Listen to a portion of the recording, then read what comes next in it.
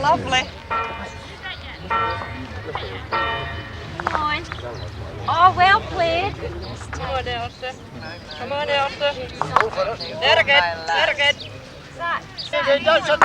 Oh! Come on then, come on. I was too wide in the wreck, boy, I wouldn't have caught nothing.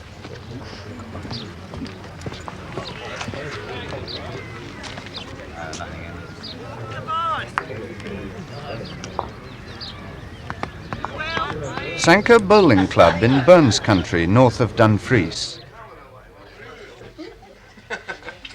There, John, there's your pint. And talk about bowling, you could play nothing.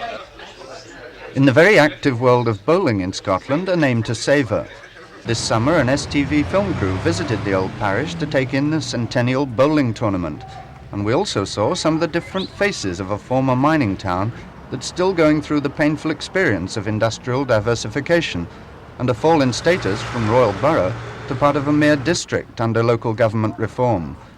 Sanquhar, and many towns like it in Scotland, is having to fight to survive and to preserve its sense of community, something that seems very much alive at the bowling club. It's hereditary, been a club of over 100 years standing. Next, I would say, is the friendly spirit that's played in the game amongst the members, and the conscientious way they play the game, with seriousness, competitively, and with earnestly. And the fact that bowlers don't reign long at the top, they change every year, so much so that there's not a reigning champion. And the underdog can, at various intervals, beat the big man. And they keep playing in that spirit. So you haven't got any Jack Nicklauses or superstars? No, very much we have that, no. They all change. I feel that in the rural community here, with the absence of various activities in the built-up areas, such as greyhounds, horse racings and so forth, we have the fishing, the bowling, these are the things that people live in this community. Well, to me, 41 years experience, when I joined this dream to become one of the family, and it's carried on for a number of years. A good competition, competitive play, and all that, and there are some very good bowlers. 40 years, then another 100 or more.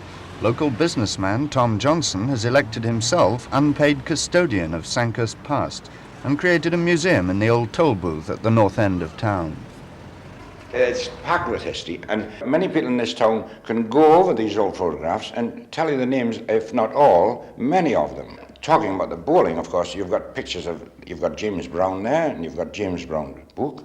There are families with very strong roots here, and they're still here, some of them, and are going back way into unrecorded times. Among the children who come from the school, while I can't perceive many of the 20 to 30-year-olds being terribly interested, but I do perceive among the children an intense interest, even little brownies, and I've had some of them back 3 times asking to come in, so there's no doubt there are always going to be people around the place who will take an interest, moderate or intense, I don't know, but these things will never die out in Sanquhar because the literature behind the town is so vast. We've got 30 books. And why the Heritage Trail absolutely ignored Sanquhar, it being the geographical centre of all Burns' activities, and they were well documented by the town council, and I just don't understand it. Sanquhar means old fort, and while Tom builds up his museum, the ruins of Sanquhar Castle glower over the new houses at the other end of town.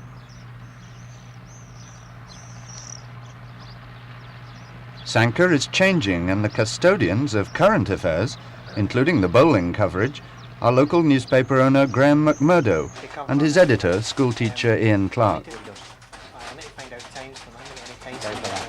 Right, the bowling coverage. Well, I'd like to do a 6-pick layout, something similar to what we did with the gala, Yes. using the 2 columns in the middle for a kind of diary rather than a There's too many results if you go through them. You fill the paper with just results. Yeah, so try and just sort of... so who would know if it was that? You'll say that I got knocked out in the second round, something like that. Well, that was something. And a picture of you, of course. Oh, of course, of course. Bowling addicts at the newspaper office, and even, unlikely though it may seem, at this remote spot, high on Lowther Hill, the main radar station operated in Scotland by the National Air Traffic Control Service. Inside the dome here, an aerial weighing 3.5 tons monitors air traffic within a 180-mile radius. David Pye, who's incidentally vice president of the bowling club, keeps the details at his fingertips. We send a pulse of radio frequency energy, 4 microseconds in duration, 400 times a second. This energy is then radiated, strikes any object, is reflected back, received, and we measure the time interval it takes for the energy to have gone from the scanner out to the object and back again. Once you know the time it takes, then you know the distance it takes, and then we have the actual position of that object. The station can get 12-foot drifts of snow in the winter and 130 miles an hour winds. Apart from its excruciating weather, it also boasts the highest billiard table in Scotland. But this week, Jimmy McMillan, the station's director, is more interested in another ball game. That looks fair enough, David. No problems? None at all, Jim, none at all. No, everything's fine. Still in the boarding tune? Knocked out in the first round, Jims. 1 Sanquhar man left. That's a pity. Johnny Ray. Oh, well, he might have a chance. We're hoping. Has got your money on him? Yeah. No, I've got my money on a fella from Crewe. Oh. Sanquhar's last national coal board mine closed down in 1968. Only one now remains in the district, the Roger mine at Kirkconnell, employing 100 men. Most now work on or near the new industrial estate, making things like fireworks, carpets and aluminium extrusions. Despite the new industry, though, Sanquhar's unemployment rate is nearly 17%, 10% more than the national average. Jim Pirrie, president of the bowling club, closely follows the local employment situation. Well, the situation, it has developed as the rest of the country, the decline in the economy. And not many jobs coming up locally, Jim, because at the Unemployment Benefit Office here in Sanquhar, there seem to be about 20 jobs on show, but none of them were for anywhere near this area. Well, basically, apart from the factories, there's not many other types of job here. Farming to a lesser extent, and very few shops even. Difficult for men who've spent most of their working lives underground to adjust to new technology on the surface. Some of them don't, getting up shortly after 5 in the morning to travel 20 miles to the Ayrshire pits. But many of the younger men surfaced to work here at Century Aluminium, one of the companies that started the industrial estate 7 years ago and now employs nearly 300 men. David Alford is its managing director, and I asked him how the community had taken to new management methods. The new ways of doing things, in fact, middle management are almost entirely made up of local people. And they, in fact, are of high caliber. And so it wasn't anything imposed, anything extraordinary imposed upon the middle management. They, in fact, imposed it on the people who are at the lower staff levels. And just along the road, a carpet factory that nearly died. Set up by American management in 1969, it was taken over 18 months ago by Douglas Shand, who manages the Acuria Cos racing team in his spare time. Colin Wilkinson, the company's production manager then and now, explains where he thinks the Americans went wrong. Well, I would say in a couple of places. One, they really hit us with management charges from the States, so much so that it made it well nigh impossible to make a reasonable profit. And two, I would say that they tried to sell a product at the wrong price into the wrong places. If they'd taken a little more thought over it and put a reasonable price and got themselves a reasonable profit, there was no reason at all why this particular factory shouldn't have made a bomb. One thing that helps industrialists set up and survive in Sanquhar is the area's special development status. Mr. Shand welcomes this government help, but doesn't think it goes quite far enough. I feel very strongly about it. The government, although they've been extremely helpful to me, in fact without the Scottish office we couldn't survive here, but certainly with more help from the government I'm quite sure I could absorb quite a lot of the labour force here. Douglas Shand wrestles with the problems of getting bigger and the inhibitions of cash flow while the orders flood in from Europe. Up on the hill overlooking his concerns is an enterprise that's one answer to the problems of cash flow and expansion: stay small. David Thompson, perhaps Scotland's most successful independent mine owner, never did care for big organisations. With just 12 men on the payroll, there's no room for office politics, and he admits it was the office politics of the coal board, the pressure on colliery managers like himself, that drove him out of the NCB. How's things, John? Oh, very good. What's wrong? Belts on the logo. Is it heavy loaded, John? No, I know what. What about this new job? This is the Lady Anne mine, named after David's wife, because one thing David believes in is keeping things in the family, and a production of 85 tonnes a week keeps the Thompson family quite happy. Well, Andra, I think that's another major step in that area, son. Mr. Thompson, can I interrupt you for a moment? Can you tell me, how was it that you came to start up on your own? Well, son Andrew, a very good answer to that question. To get out of the rat race. That's it in a nutshell. Now, we've always been an enterprising family, make things better. I think that's it in a nutshell, to make things better. Benefit was to do things your own way as well. Well, I'm not petty in any way. I'm always prepared to listen to other folk. If we can help them, then we help them too. Now, you were a colliery manager yourself, working within the confines of the coal board for quite some time. What is it that you like now about being independent? Oh, being boss. Being the boss. That's what I like. Getting things done the way I want them. Picking your own team, a team that you can depend on. A team that is, on the whole, loyal to you. They have something to work for. Now, Lady Anne mine is named after your wife. What part does she play in the business? Well, I said at one time, or earlier on today, I was boss, but she's the finest girl in the world. More ways than one.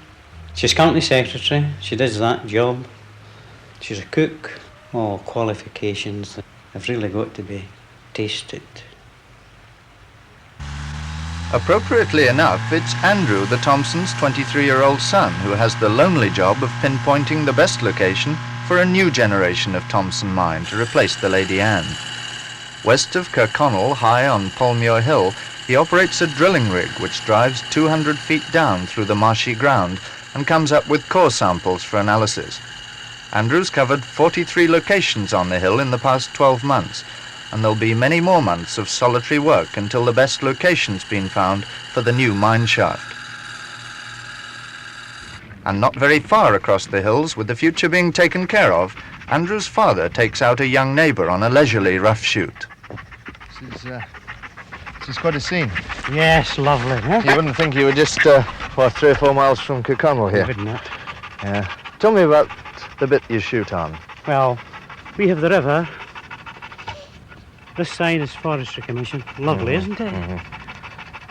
What would you expect to get in a day like today? Oh, precious little.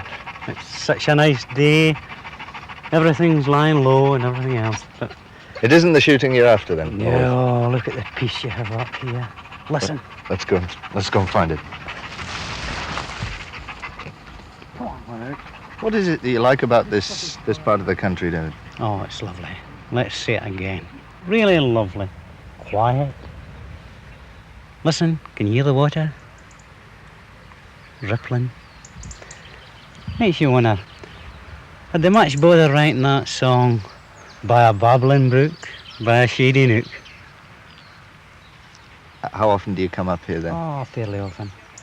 When you want to get away from it, give yourself a wee bit of time to think and what have we got today? Look at this sun. What kind of thing could we be looking for today? I'd like to see a fox. Oh, one in the glen here. I've watched them. They kens the countryside an awful lot better than we targeting it.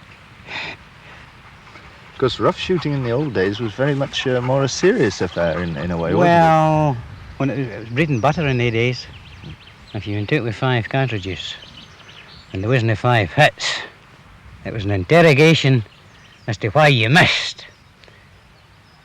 You get lectures, so that the next time you was out, you hit every time.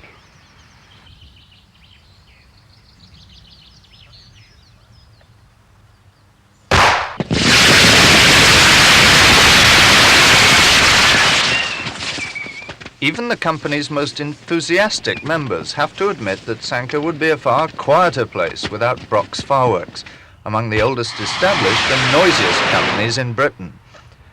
It was the fiery skills of the original Mr. Brock that lit up many a royal occasion in the 18th century. Nowadays, though, you can see not just fireworks, but also so-called military pyrotechnics being tried out here on the practice ground. Fewer fireworks are in demand as the understandable but rather joyless insistence on safety changes November the 5th from what used to be a big bang to a whimper. And so diversification is a matter of survival. But Brocks are still proud of their big displays. The night before our visit, their products were lighting up the Seychelles. As far as they're concerned, the more independent celebrations, the better, because if the customer's willing to spend in the region of £50,000, they can really put on a show. I spoke to Nick Cowan, General Manager. Well, the main difference for each independence is the satisfaction of our customer to highlight that country's requirements, their national colours, their traditional flag, their mottos and word pieces, or their president's head. Those would be the actual differences. Now, the remainder is commercially and financially biased.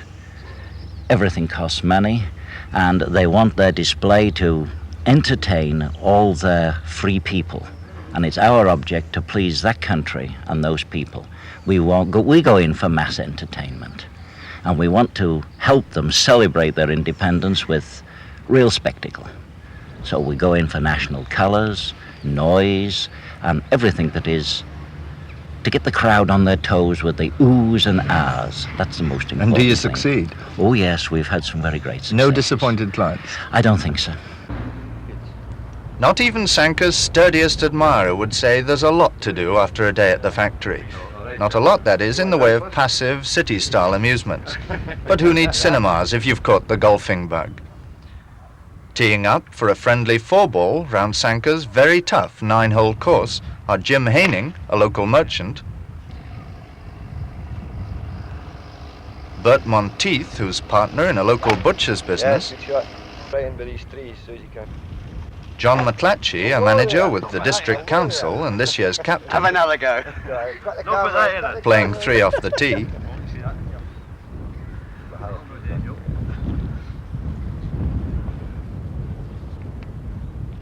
Yes. and Dennis White, who works in a local store. And the way Jim sees it, they're not at all envious of the folk in the cities. Sanquhar born and bred, and I'm proud of it. I've been in business in the area for quite a good number of years, and they're a great class of people. They're all very friendly. Everybody talks to one another, and I mean, if somebody's ill next door, etc., somebody's in looking after them and all this sort of thing. And you know, they make everybody welcome. You probably found that yourself this week. You know, we took a day up to Glasgow, even a night up to football match. It's rushing, traffic, people, no pleasure whatsoever. You can come down here, stroll along at your leisure, out, walk through the beautiful countryside, listen to the birds singing. I think they're missing something with being in the city and not staying in the country.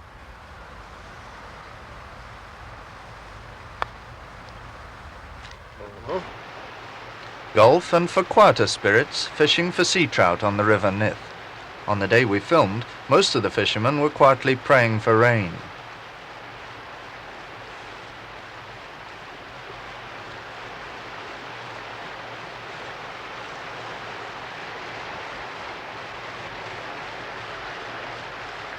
No doubt the famous Admiral Crichton, who came down to this same river, could have penned some dazzling epithet about the quality of patience that fishermen need. Born here at nearby Eliach House in 1560, Crichton combined the good looks of young Lochinvar, the memory of an IBM computer, the modesty of Muhammad Ali, and the swordsmanship of Errol Flynn. The style of Sanquhar's most famous son was to range around the cities of Europe, debating scholars into speechlessness and pinning the rogues to the wall with his flashing sword. Perhaps too clever by half, he was eventually murdered in Italy at the age of just 21. It was 16 years later that his hometown was made a royal borough by James VI. Until recently, Sanquhar had a provost, 2 bailies, 6 councillors and a town clerk, all now gone under local government reorganisation. Councillor Matthew Mackenzie is their sole replacement as both district and regional councillor. Is he aware that some of the locals think this is just too much for one man?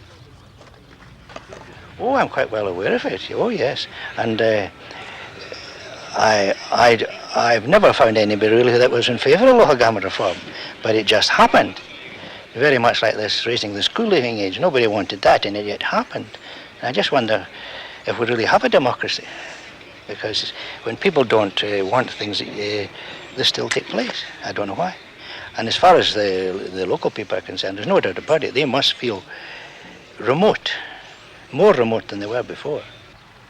Saturday, July the 3rd, and nothing remote about the bowling club final. 74-year-old Peter Houston, an English outsider from Cheshire here on a visit, has been cutting a swathe through the tournament all week. He's matched against Dennis Love, 50 years his junior from Kirkconnell.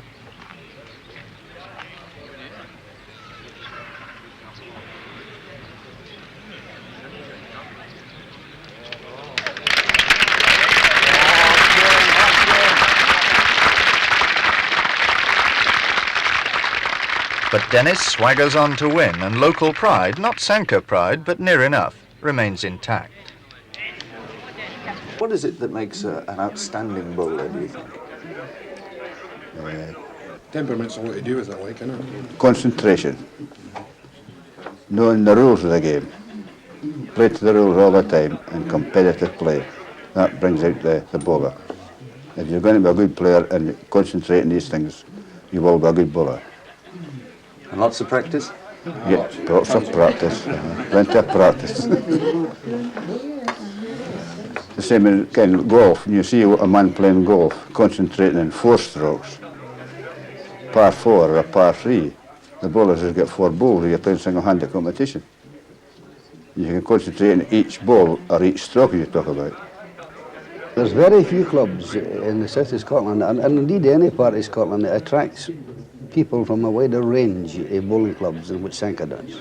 We have some. And this is because of the actual sort of kind of passing down the line, a sort of hereditary historical way it goes on.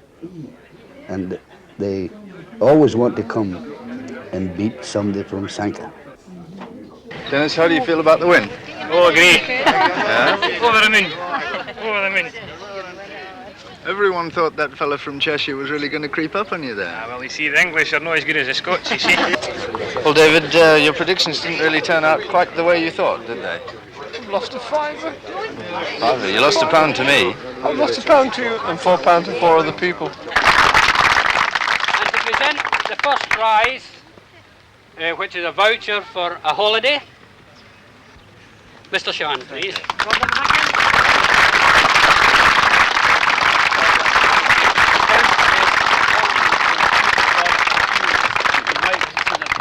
Sanquhar for a week or a fortnight, so whatever it happens to you. Congratulations. Thanks very much. Thank you.